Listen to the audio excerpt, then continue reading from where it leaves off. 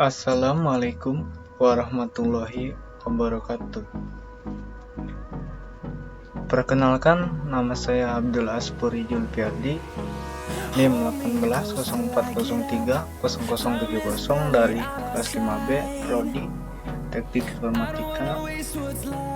Sini saya akan mempresentasikan mata kuliah Artificial Intelligence yang berjudul Algoritma Backpropagation.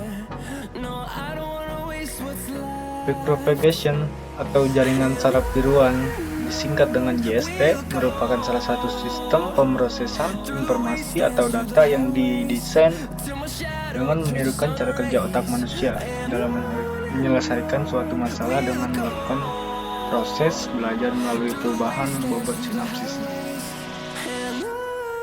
JST yang berupa susunan sel-sel saraf tiruan atau neuron dibangun berdasarkan prinsip-prinsip organisasi otak manusia. Salah satu metode yang digunakan dalam JST adalah backpropagation. Pengertian backpropagation. Backpropagation adalah algoritma pembelajaran untuk memperkecil tingkat error dengan cara menyesuaikan bobotnya berdasarkan perbedaan output dan target yang diinginkan. Backpropagation juga merupakan sebuah metode sistematik untuk pelatihan multilayer atau JST. Backpropagation dikatakan sebagai algoritma pelatihan multilayer karena backpropagation memiliki 3 layer dalam proses pelatihannya, yaitu input layer, hidden layer, dan output layer.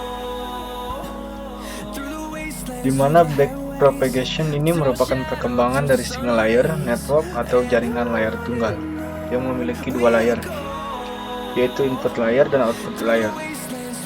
Dengan adanya hidden layer pada backpropagation dapat menyebabkan besarnya tingkat error pada backpropagation lebih kecil dibanding tingkat error pada single layer network. Hal tersebut dikarenakan hidden layer pada backpropagation berfungsi sebagai tempat untuk mengupdate dan menyesuaikan bobot, sehingga didapatkan nilai bobot yang baru yang bisa diarahkan mendekati dengan target output yang diinginkan. Di dalam jaringan backpropagation, setiap unit yang berada di input layer berhubungan dengan setiap unit yang ada di hidden layer. Setiap unit yang ada di hidden layer terhubung dengan setiap unit yang ada di input layer. Jaringan ini terdiri dari bagian banyak lapisan atau multi-layer network. Ketika jaringan ini diberikan pola input sebagai pola pelatihan, maka pola tersebut menuju unit-unit hidden layer untuk selanjutnya diteruskan pada unit-unit di output layer. Kemudian, unit-unit output layer akan memberikan respon sebagai output jaringan saraf tiruan. Saat hasil output tidak sesuai dengan yang diharapkan, maka output akan disebarkan mundur atau backward pada bagian hidden layer, kemudian dari hidden layer menuju input layer. Arsitektur backpropagation. Arsitektur algoritma backpropagation terdiri dari 3 layer, yaitu ada input layer, hidden layer, dan output layer. Input layer tidak terjadi pemrosesan komputasi, namun pada input layer terjadi pengiriman sinyal input X ke hidden layer. Pada hidden layer dan output layer terjadi proses komputasi terhadap bobot yang bias dan dihitung pula besarnya output dari hidden dan output layer tersebut. Berdasarkan fungsi aktivasi tertentu, dalam algoritma backpropagation ini digunakan fungsi aktivasi sigmoid biner karena output yang diharapkan bernilai antara 0 sampai 1. Arsitektur backpropagation secara horizontal. Jaringan backpropagation terdiri atas beberapa layer, yaitu layer input dengan N sebuah neuron atau ditambah sebuah bias. Hidden layer yang terdiri dari P neuron atau ditambah sebuah bias serta M sebuah output yang masing-masing neuron pada suatu layer. terhubung penuh dengan masing-masing neuron pada layar di atasnya atau di bawahnya. Kecuali pada bias hanya terkoneksi penuh dengan neuron layar di atasnya seperti yang diperlihatkan oleh arsitektur backpropagation. Pada gambar 2.10 menunjukkan jaringan yang memiliki S input layer X, hidden layer Z dengan output layer Y, serta pemberian nilai bias, yaitu suatu masukan dengan nilai tetap sama yaitu 1. Ini ada contoh gambar yang terlihat pada 2.10.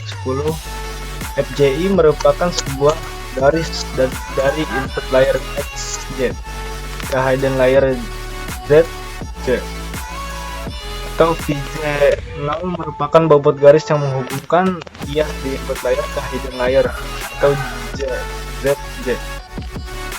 PKJ merupakan bobot dari hidden layer Z ke output layer Y atau K, yang WK.0 merupakan bobot dari bias di hidden layer ke output layer atau JK. Fungsi aktivasi dalam backpropagation. Dalam backpropagation, fungsi aktivasi yang dipakai harus memiliki beberapa syarat, yaitu continue, diferensial dengan mudah, dan merupakan fungsi yang tidak turun. Fungsi yang sering dipakai dalam aktivasi backpropagation adalah fungsi sigmoid biner yang memiliki rank 0,1 dengan turunan seperti ini. Fungsi lain yang sering dipakai adalah fungsi sigmoid bipolar yang bentuk fungsinya mirip dengan fungsi sigmoid biner, tetapi dengan rank min 1,1 atau di sini f2x 2f1x min 1 dengan turunan seperti ini. Algoritma backpropagation adalah sebuah algoritma untuk memperkecil tingkat error dengan menyelesaikan bobot berdasarkan perbedaan output dan target yang diinginkan. Secara umum, algoritma terdiri dari 3 langkah utama, yaitu pengambilan input, penelusuran error, dan penyesuaian bobot. Pada pengambilan input, terlebih dahulu dilakukan inisialisasi bobot. Kemudian masuk ke dalam algoritma proses backpropagation yang terdiri dari komputasi maju yang bertujuan untuk menelusuri besarnya error. Dengan komputasi balik unit untuk mengupdate dan menyesuaikan bobot. Dalam mengupdate bobot dapat dilakukan dengan 2 cara, yaitu tanpa momentum dan dengan momentum. Namun yang dijelaskan di bawah ini dalam mengupdate bobotnya dilakukan tanpa memperlihatkan besarnya momentum. Dengan demikian, dalam metode backpropagation, algoritma yang harus dilakukan adalah inisialisasi bobot. Kemudian fast forward dan backpropagation dan inisialisasi kondisi stopping berdasarkan nilai batas error dan atau jumlah batas efforts. Efforts merupakan rangkaian langkah dalam pembelajaran ANN. Satu efforts diartikan sebagai satu kali pembelajaran ANN. Kecerdasan buatan. Kecerdasan buatan adalah suatu bidang dalam ilmu komputer yang membuat komputer agar dapat bertindak dan sebaik seperti manusia atau menirukan kerja otak manusia. Pada kecerdasan buatan ada 2 bagian utama yang sangat dibutuhkan, yaitu yang pertama basis pengetahuan atau knowledge base, berisi fakta-fakta teori pemikiran dan berhubungan antara satu dengan yang lainnya. Yang kedua, motor inferensi atau inferensi engine, yaitu kemampuan menarik kesimpulan berdasarkan pengalaman. Ada banyak jenis kecerdasan buatan saat ini, beberapa di antaranya adalah jaringan saraf tiruan, logika fusi, algoritma genetik, robotika, dan games. Jaringan saraf tiruan JST. Jaringan saraf tiruan atau Artificial Neural Network atau disingkat JST adalah sistem komputasi dengan arsitektur dan operasinya diilhami dari pengetahuan tentang sel saraf biologi di dalam otak. JST dapat digambarkan sebagai model matematis dan komputasi untuk fungsi aproksimasi nonlinear, klarifikasi data, cluster dan regresi non-parametrik, atau sebagai sebuah simulasi dari koleksi model saraf biologi.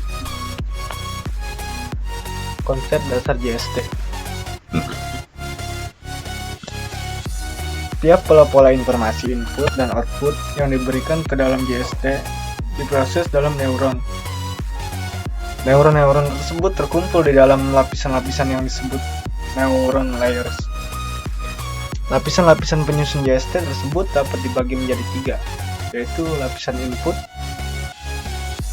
di mana lapisan input tersebut menerima pola inputan dari data luar yang menggambarkan suatu permasalahan. Yang kedua, lapisan tersembunyi, di mana lapisan tersembunyi keluarannya tidak dapat secara langsung diamati. Yang ketiga, lapisan output. Dari lapisan ini merupakan solusi JST terhadap suatu permasalahan. Arsitektur JST. Jaringan saraf tiruan memiliki beberapa arsitektur jaringan yang sering digunakan dalam berbagai aplikasi. Yang pertama, jaringan lapisan tunggal atau single layer network. Jaringan dengan lapisan tunggal terdiri dari satu lapisan input dan satu lapisan output. Setiap neuron yang terdapat di dalam lapisan input selalu terhubung dengan setiap neuron yang terdapat di lapisan input. Jaringan ini hanya menerima input kemudian secara langsung akan mengolahnya menjadi output tanpa harus melalui lapisan tersembunyi. Berikut adalah contoh algoritma jaringan saraf tiruan yang menggunakan metode Adalin, Hopfeld, dan Perceptron. Yaitu nilai input masuk ke lapisan input, dari lapisan input diolah ke lapisan output, lalu keluar ke nilai output. Yang kedua, jaringan banyak lapisan atau multi-layer net.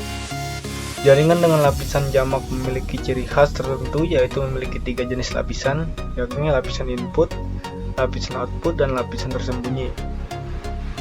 Jaringan dengan banyak lapisan ini dapat menyelesaikan permasalahan yang lebih kompleks dibandingkan jaringan dengan lapisan tunggal. Namun proses pelatihan sering membutuhkan waktu yang cenderung lama. Contoh algoritma jaringan saraf tiruan yang menggunakan metode Mendelian backpropagation dan neo-cognitron.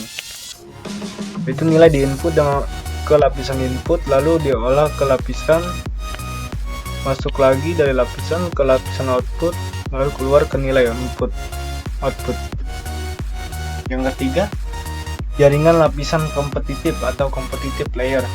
Pada bagian ini sekumpulan neuron bersaing untuk mendapatkan hak menjadi aktif. Contoh algoritma yang menggunakan jaringan ini adalah LVK. Di gambar berikut. Di sini ada kelebihan jaringan saraf tiruan. Yang pertama, bisa menyimpulkan pengetahuan walaupun tidak mempunyai kepastian. Yang kedua, bisa melakukan general atau mengekstrak dari pola. Yang ketiga, JST bisa menimbulkan satu pola pengetahuan melewati batas belajar atau self-organizing. Yang keempat, mempunyai fault toleransi atau noise dianggap gangguan. 5. Mempertimbangkan cara berurutan sehingga proses lebih cepat. Karena mempunyai kelebihan belajar melakukan suatu pekerjaan dasar data yang dikasih. Yang ketujuh, JST bisa mendirikan organisasi sendiri dari informasi yang didapatkan saat belajar.